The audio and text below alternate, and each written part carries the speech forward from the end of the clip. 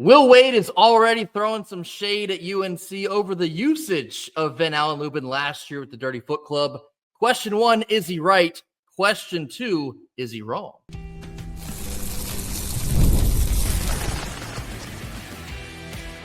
You are Locked On Wolfpack, your daily podcast on the NC State Wolfpack, part of the Locked On Podcast Network, your team every day. What's up, Wolfpack Nation? It's time to get locked in with Locked On. Thanks for making Locked On Wolfpack your first listen each and every day. We are free and available wherever you get your podcasts and on YouTube, part of the Locked On Podcast Network, your team every day. Our Monday show is brought to you by Gametime. Download the Gametime app, create an account, and use code LOCKEDONCollege for $20 off your first purchase. As always, terms apply. Code LOCKEDONCollege for $20 off your first purchase on Gametime today. Happy Monday to all. As always, I'm Grayson Boone, joined by former Wolfpack defensive tackle Kenton Gibbs. Kenton, we know they had the OnePackNIL event with head coach Will Wade and the players at Tobacco Road this past Saturday. Will Wade had a little something to say when he grabbed the mic on the staircase. This quote and the video has been circulating all weekend long, mainly here on Monday, as the national pundits finally got wind of it. But Will Wade was talking about the upcoming season and the excitement around specific players they're able to get from the portal and kind of what he expects a little bit from them. When he reached the sentiments on Ven-Allen Lubin, he said, and I quote, "The other school was too dumb to play him. When Ven-Allen Lubin plays 28-plus minutes, and he's done that in 23 games last year, he averages 15 and 8. I don't know why the hell they didn't play him, but we're going to play him, so he's going to average 15 and 8, unquote. Kenton, what do you make of this? Are you for Will Wade talk a little smack here during the summer? Absolutely. Absolutely. On Locked On ACC, a lot of people accuse me of promoting violence because I said that rivalries had gotten too buddy-buddy. I said rivalries need some clean old-fashioned hate. You need some, like, I don't like you, you don't like me. And you know, I talked about multiple rivalries where fights had occurred. Of course, I didn't even talk about NC State whooping the wheels off UNC on the field, then after the game multiple times in the past 3 or 4 years. Shout out Reggie Gillespie. Reggie Gillespie. Love you, baby boy. I hope you're doing well. But you know, I just think it's hilarious that people are all up in arms and having to throw in a tizzy about this. Good. This is the type of stuff that should be said. I don't like you. You don't like me. And honestly, to be quite honest, I don't care if there's this thought of, well, we're big brother in basketball for sure, so we don't even have to think about that. I don't care. I don't care. I am a little brother in real life. I'm the youngest of my mother's 4 children, and my big brother is 6 years older than me. Happy Father's Day, by the way, Kevin. And let me tell you something. You think that I would be disappointed to beat my big brother up because he didn't want to fight me? You don't know me. You don't know who I am if that's what you think. But in all seriousness, this is a moment where Will Wade is like, listen, those guys over there made a stupid decision in terms of how much they play Ven-Allen Lubin, but don't worry about it. Don't worry about it. At the end of the day, you know, Bossman D-Lo it was very popularized, or was very popular already. He was popularized even more by NC State walking out with the boombox. And, you know, you want to boss up your life? All you got to do is get in with me. Well, Ven-Allen Lubin is getting in with us. He want to boss up his life. He don't want a puppy. He don't want no Rams. He want to run with the big dog of the Wolfpack. And that's what he's doing. So, Will Wade, talk your talk. But I will say this. Come time during this season, when we go see them, you better walk that walk, brother. You better get some 15 and 8. You got to, you know, Ven-Allen, he's putting trust in you. He's putting love in you now. He's talking you up. Make your coach right. You better go make him right, brother. Definitely got to back it up when the time comes to back it up. But no, I couldn't love this any more than I already do. When I said a couple weeks ago, like, if you could build an NC State basketball coach in a lab with all the test tubes and the chemistry, what you would get at the end of that process is Will Wade. Him getting on the mic and talking about these players, and then specifically talking about the one that generated the most buzz the last couple weeks because he's coming over from the Dirty Foot Club, and then criticizing Hubert Davis on how little they got out of Ven-Allen Lubin when they could, in fact, have gotten more, even though he was, quite honestly, their best player down the stretch there. It's perfect. And I see nothing more to this than Will Wade just being excited about the acquisition they just made. Because a lot of people, they're writing off Ven-Allen Lubin. They say, oh, he's going to NC State. Yeah, we don't need him anyway. No room for him over here. He kind of stunk. Y'all can have him. It is what it is. Will Wade and Andrew Slater could not feel more directly opposite than those, I guess, opinions, if you want to call them those. They think they got a steal. He could end up being an even greater addition than we even currently know. This is just a vote of confidence that Will Wade has in his newfound guy. He's propping up Ven-Allen Lubin and saying, we feel really good about what we have, and we're so excited to showcase what he can really do with additional opportunity.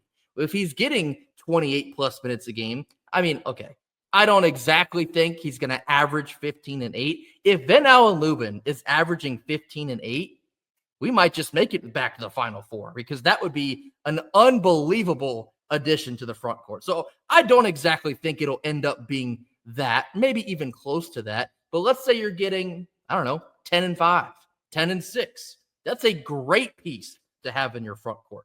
15 and 8 would be game changing, but I do think that Will Wade and Andrew Slater, they see something. They see something in all the offseason analytics and numbers they've been running. They think that they have something that Hubert Davis did not see over the course of last year. That alone should get you excited. My question would be, why would we expect the production to drop? Exactly.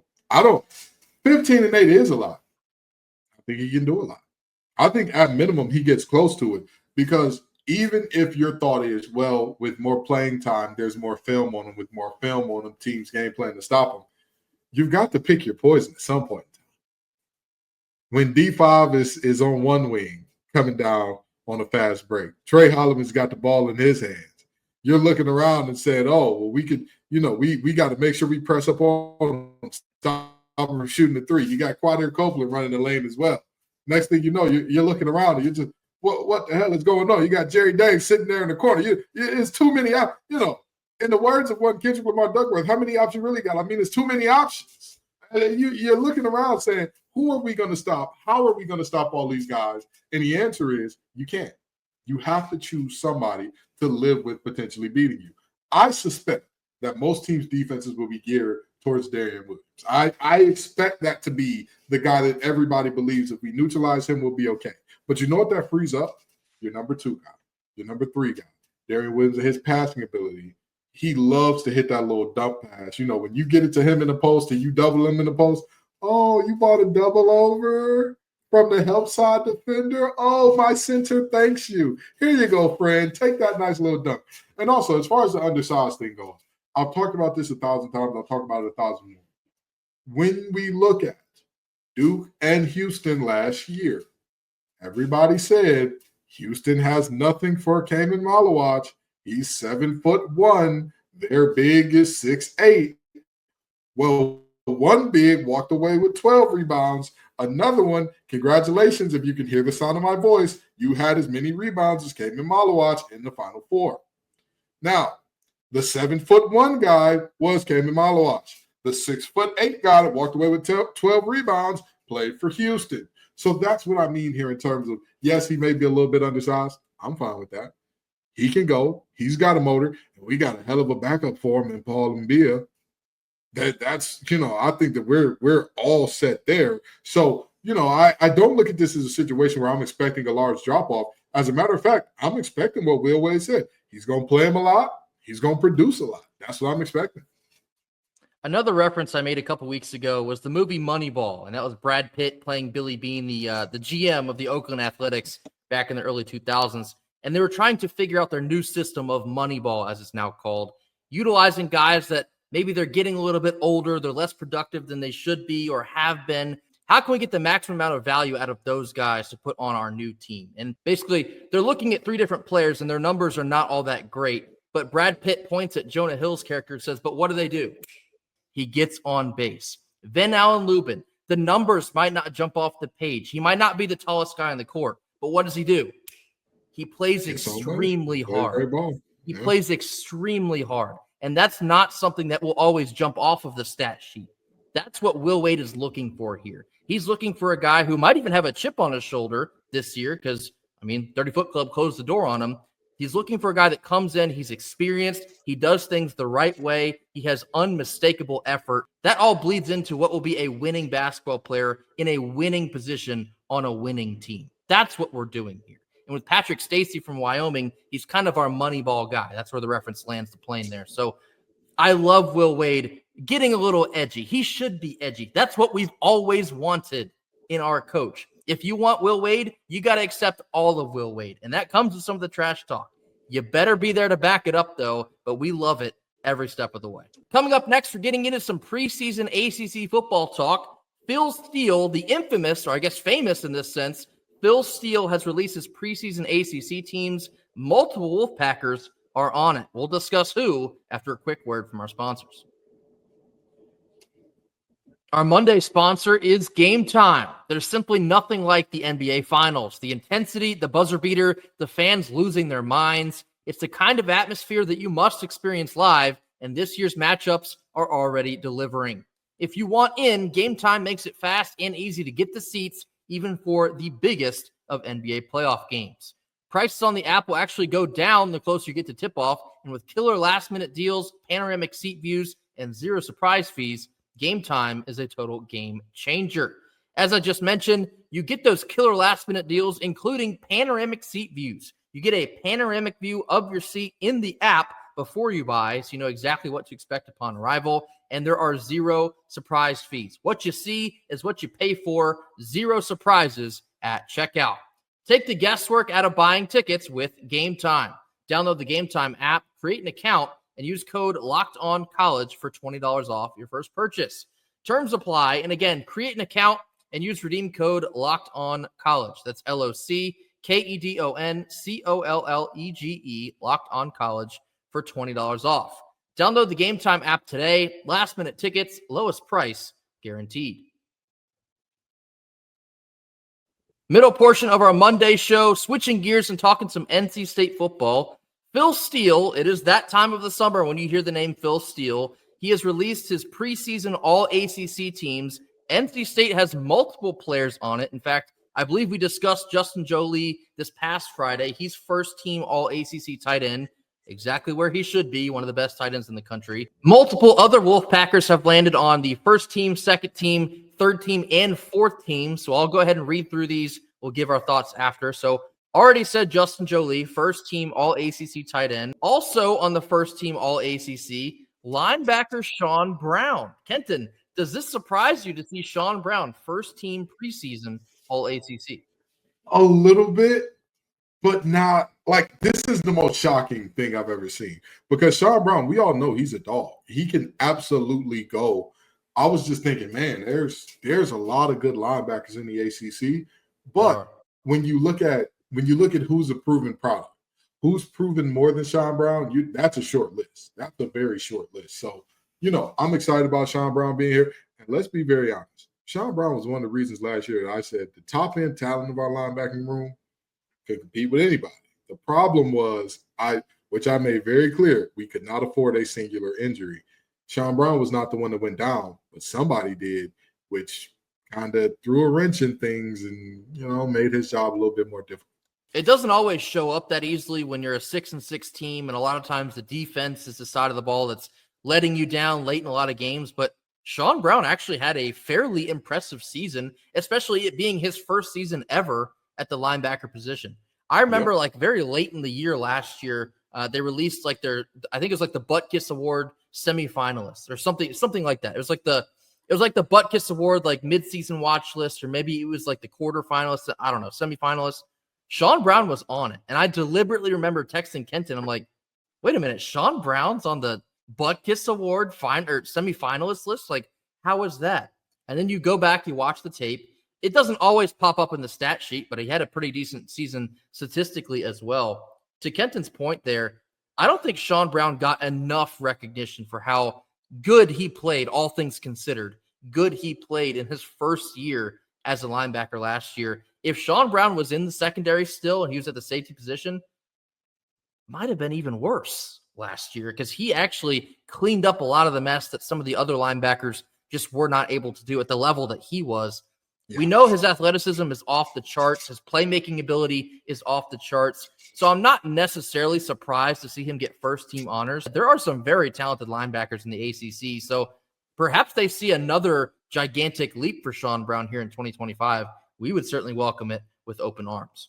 Moving forward here into the second-team selections, just one of those, but it's defensive tackle Brandon Cleveland.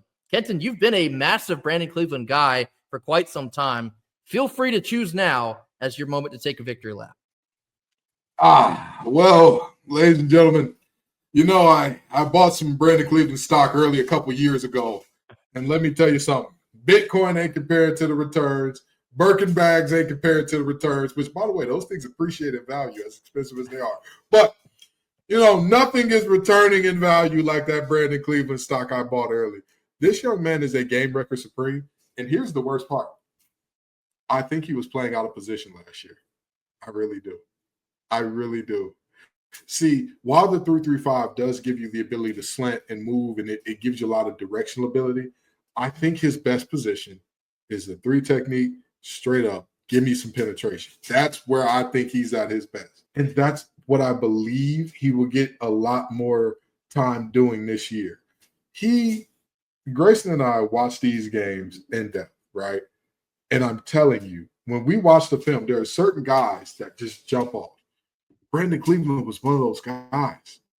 He was one of those guys that was like, he made Davin Van's life a lot easier because of the way that he got upfield. As a matter of fact, and I hate to do this because we've talked ad nauseum about the linebacker play last year, but there were so many plays where Grace and I are like, oh my God, the D-line did everything they could. Brandon Cleveland had plays where he was dragging 2 men, a guard and a center, 2 to 3 yards in the backfield. Now, I know that doesn't sound like a lot, but when you consider that most offensive linemen consider a stalemate a loss, this young man is reestablishing the line of scrimmage with 2 men blocking him. And for whatever reason, the plays just were not cleaned up. He is the type of game record that when everybody asks me, so who do you think is going to be NC State's leading sackman? Who do you think is going to be the guy that gets home a lot next year? There's a reason that I have not said all offseason, we need more interior pressure. There's a reason for that. That reason just made second team All-ACC preseason according to Phil Steele. Brandon Cleveland, take a bow, brother. You deserve it. Now go out there and get yourself some first team All-ACC during the season. Go out there and get yourself some first team, brother, because I think that him in a system where he's freed up to have more single blocks, oh, man. Alexa, play deads because them guards are in trouble. Threw me the alley-oop there. So what if we talked about DJ Elliott running a hybrid 3-4? What if that means there's some 4-man fronts? And to Kenton's point, what if that means that Brandon Cleveland is no longer getting double-teamed? He's only got one guy to beat to get in the backfield. You might see a monster season loading for Brandon Cleveland. In fact, I don't know why you wouldn't want to put him in positions like that because he is a game wrecker. I deliberately remember, I think it was the Wake Forest and the Georgia Tech games. It was the Wake Forest and the Georgia Tech games last year. He was eating their offensive linemen alive, completely destroying the line of scrimmage on multiple occasions. Just wasn't able to do enough. I mean, he was a one-man wrecking crew, and it still wasn't enough. This year, if you put him in more positions like that to succeed, you got to have guys come in and finish the play. But if you do, perhaps you get a lot more out of this year's defense than maybe you did out of last year's defense. It's within the realm of possibility, but I think that's certainly an interesting tidbit to think on for Brandon Cleveland this year. For right now, preseason second team All-ACC. Third teamers, you have linebacker Caden Fordham, offensive tackle Jacarius Peak, and running back Hollywood Smothers. What are your thoughts on this trio? I love this trio. I mean, Caden Fordham coming off injury, still people are expecting high things from him. Hollywood Smothers, I secretly think he's becoming underrated very quickly. I secretly think that he is flying under the radar. This is a young man that how many games did he single-handedly turn the tide of last year? Cal? I'd say Georgia Tech, even though we lost. So he should have had the game winner. Cal, Georgia Tech. Scored twice against the 30-foot club. 30 Foot Club, Syracuse, that game. Remember when it was like, oh, this game is over. And then all of a sudden, Hollywood Smothers said, not so fast, my friend. And if we're going to be real honest about it, the bowl game. What offensive production did we have outside of Hollywood by and large? So I'm trying to tell you, and it's not like he was scoring 2-3 yard runs. It's not like this young man was like a glorified power back. Was like, oh, he get himself a good little 4 yards here and there. This young man, when he was given the opportunity and the wiggle to do so, when you gave him a clean hole to hit, shout out to Touche and the boys, he looked phenomenal. I am telling you right now, with what we have coming back on offensive line, love the pickup of Anderson from Utah State. This offensive line, and Ja'Karius Peak, I have said it all last year. I said it last year during the season. I said it during this offseason. I'll say it again right now. I think he was our best offensive lineman last year. I really do. And he's going to be moving to left now, I'm assuming. I'm telling you right now, this offensive line, oh boy, I think that we are going to have some absolute dogs. And I think this offensive line is also a place where we got a lot of depth too. Man, all three of these guys, they deserve it. Caden Fordham, bona fide playmaker. If he was healthy last year, who knows what could have been of that season. Ja'Karius Peak, a guy that I think at times showed us, at times he was dominant to the point where it was like there was no question who our best offensive lineman was. But even at his worst, it was like a conversation of like, could he be in that conversation with Big Belton and Zeke? Maybe. He looks like he belongs. In Hollywood, I'm going to tell you what. That's a young man.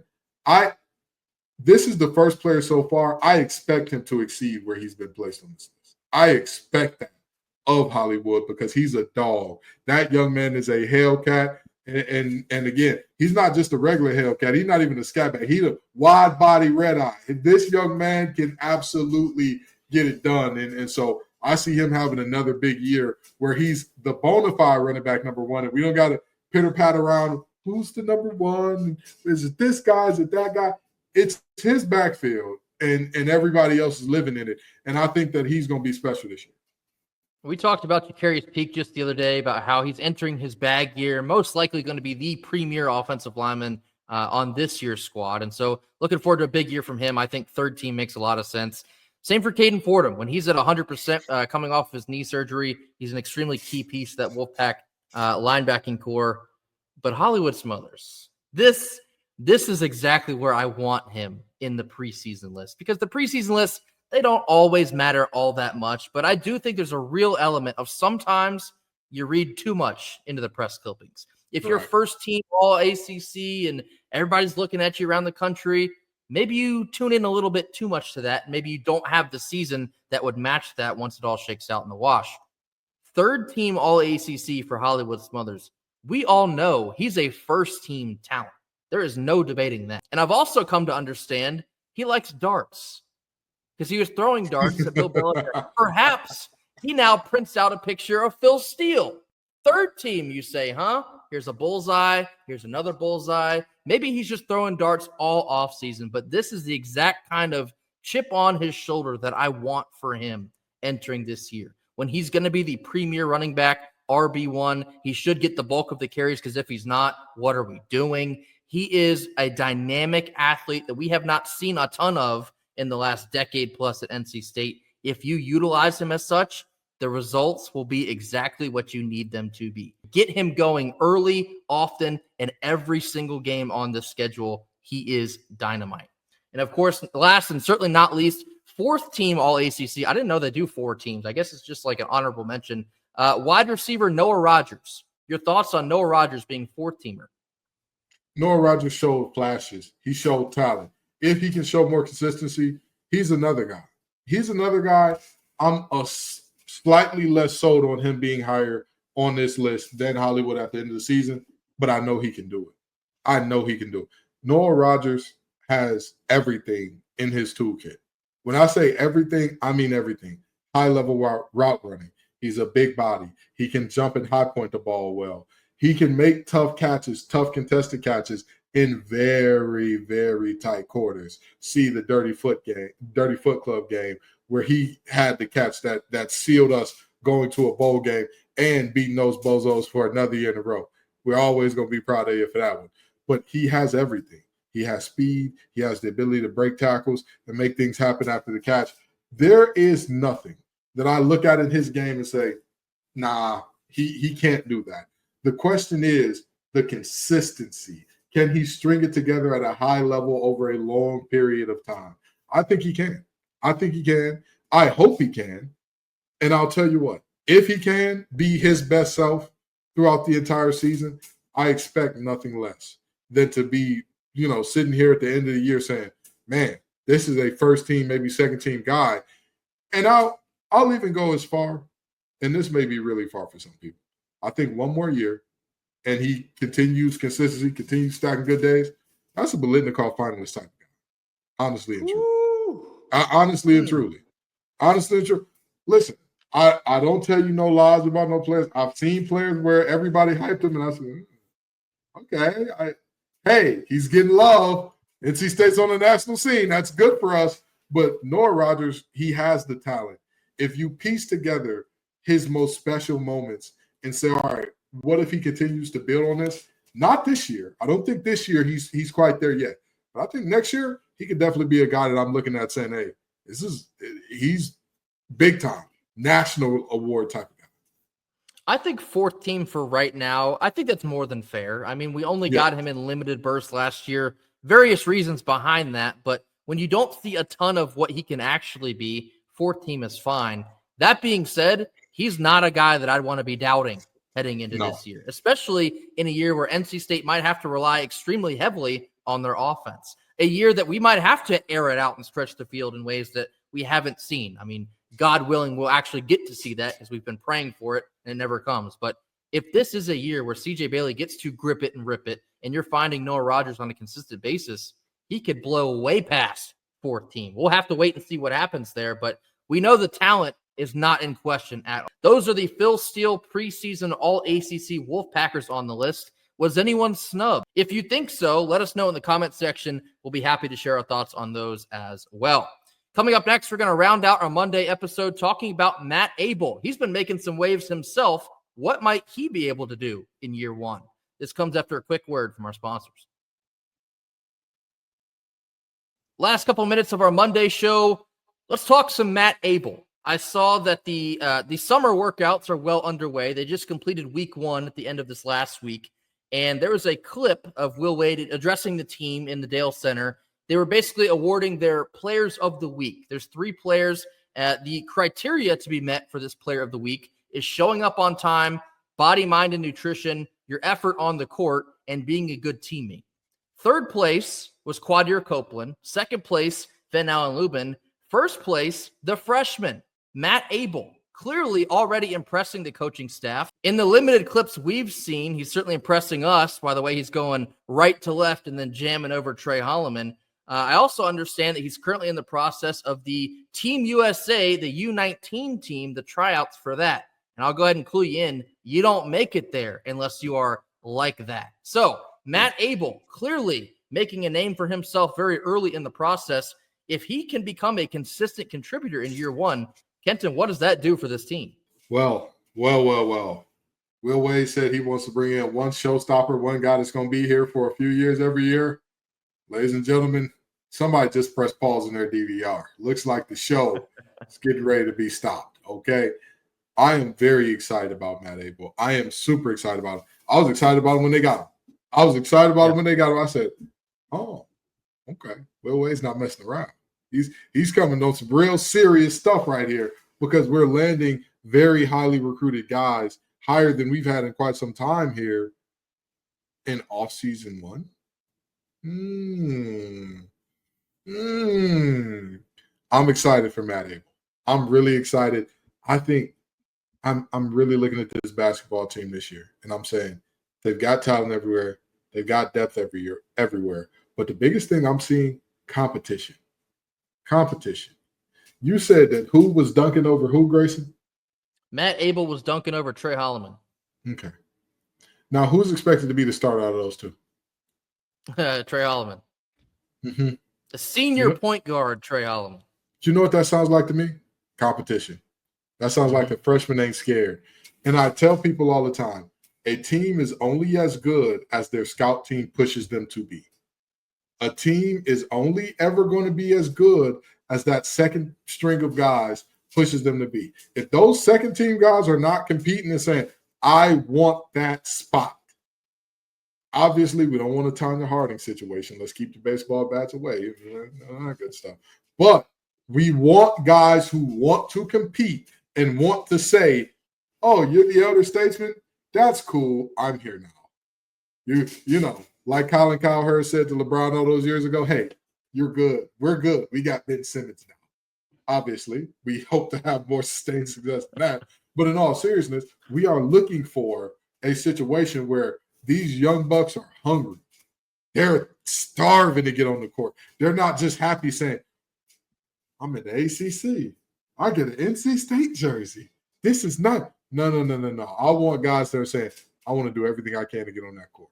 I want to make it hard on you to lead me off. I want to make it really hard on you. And that's what Matt Abel is doing right now, because everybody did their projected start lineups and all that. And Matt Abel was never a guy that was mentioned amongst that first team by pretty much anybody. But he is fighting and scrapping and clawing and battling to get there. And damn it, that's my type of guy. If you had a Tanya Harding and a Ben Simmons reference on your bingo card, come collect your prize. No, but if you're Matt Abel and we talked about this after he committed. He's the fourth highest commitment ever for the NC State basketball. Okay, at least within the recorded time of the basketball recruitments, the fourth highest ever. What if he looks like he is when he gets out there? What if he just turns out to be exactly what we ordered? What if he just turns out to be even better than we thought that he might be in just year one? The vision for him is what led Matt Abel to NC State. And if he turns out to be anything close to what we're seeing resembled in some of these brief clips, and I know they're just clips, it's just practice, it's just summer, I get all that. But the raw talent is already jumping off of the page. I don't know if we've seen a freshman maybe since like Dennis Smith, and I hate to bring him up, but maybe since like Dennis Smith, that raw talent that you just can't find anywhere else from a true freshman. Matt Abel might just be that. And I don't expect Matt Abel to start, but what if he does? What if he can vie for that number 2 slot and be the starting shooting guard? What if he can come off the bench and give you, I don't know, maybe like 7 points a night? Maybe he can hit a couple 3-pointers. Maybe he can get in the rim, dunk over somebody. You never know. If Matt Abel can contribute on a consistent basis for this team, it only rises the floor even higher. And I think the best part about this roster so far in the offseason, I think you could say that about a lot of guys. You can say that about Matt Abel. You can say it about Darian Williams, about Quadir Copeland, about Trey Holloman, like Ven-Allen Lubin. The list goes on. There's so much raw, untapped potential. Terrence Arsenault. It's like I'm forgetting names. There's so many. There's so much talent that we're still yet to kind of uncover the way it's all going to shape out here. Matt Abel being a 5-star true freshman, it only sweetens the deal just that much more. So certainly very proud of Matt, the way he's taking initiative and being a great teammate so early in this process. He might just raise the ceiling on this thing in year one. If you are practicing posterizing dudes, I'm going to expect you to do it when you're playing. I'm going to expect to see you going right to left on guys in the game. And I'm going to tell you something. You do that right to left against Kansas, go ahead and throw one of those down. You know, I'm not saying that the top is going to blow off the Lenny Center, but we may need a retractable roof in there. That's all I'm saying. That's all I'm saying. You know, so I'm excited for him. I'm excited for his journey. I'm excited for this team. I'm excited. This is the most I've ever been excited for NC State basketball. You know, since I'm not gonna lie, I was not like Grayson. I was not born and bred Wolfpacker from the day I was. Wearing a bib and pacifier and all that. That's Grace's testimony. It's not mine. I ain't going to try to take it from him. But since I have been a member of Wolfpack Nation, since I have paid attention to what's going on with the Wolfpack, I have never been this excited about men's basketball. As should we all be. And it's still months away, but we simply cannot wait to see this thing tip off beginning of November. That will do it for us here on Monday. As always, thank you all so much for joining us. Be sure to hit that like button, drop your comments in the comment box. Give us your thoughts on Will Wade giving one to Hubert Davis over the weekend, ribbing him over Ven-Allen Lubin. Do you love it? Do you like it? Do you hate it? I don't know why, but maybe you do. If so, tell us why in the comment section. Give us your thoughts on the preseason All-ACC team from Phil Steele. 7 Wolfpackers landed on that list. Give us your thoughts on that. And finally, Matt Abel. If you predict that he will be a showstopper in year 1, tell us why in the comment box. Mash that subscribe button if you have not already. We'll catch you right back here on Wednesday for more. And until then, go Pack. Go Pack.